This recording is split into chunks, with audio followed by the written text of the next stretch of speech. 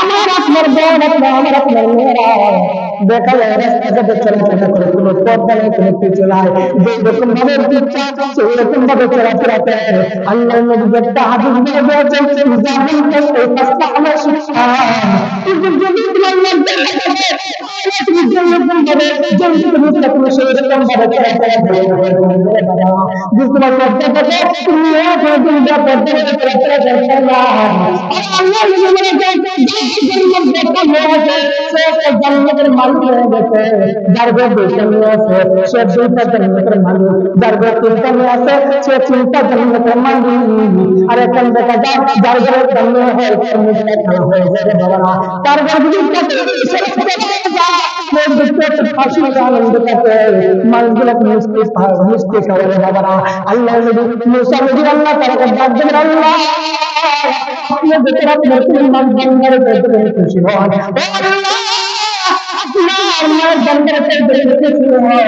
আপনি কি করেন বলে আল্লাহ তারা প্রথম অবস্থায় বৃষ্টি দান করবে, দ্বিতীয় বলে ও আল্লাহ তার বেশি খুশি হলে কি করে বলে আমার বান্দার বাড়িতে আমি আল্লাহ তার মেহমান পাঠাই দেব।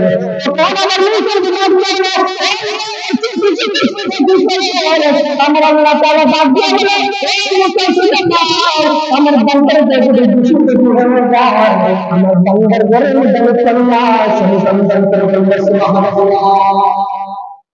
আমার বাবা আমার জন্য আমার চিন্তা মহিলা আর একটা কথাগুলো শুনে এই চিন্তা মহিলা বাড়ির ভিতরে চলে গেল, বাড়ির ভিতরে গিয়া ওই মহিলাগুলো ঠিক মতন ওই মহিলা পদ্ধতি হয়ে গেল ঠিক মতন বাবার জন্য দোয়া করে বাবার জন্য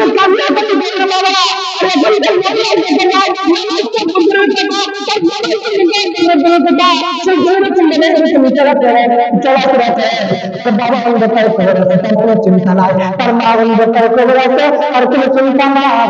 আরে মামা তার মা গুলো যা করে একটা ছেলে যদি তার বাবা মা যা করে আমার আল্লাহ ওই বান্দা দরকার বাবার কবর থেকে জাহান্নামের আগুন যদি আমার আল্লাহ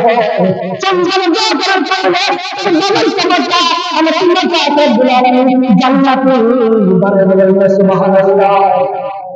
দেখা যায় মেয়ে মার জন্য দোয়া করে দেখা যায় বাচ্চা প্রমাণ আমার মা আমার মা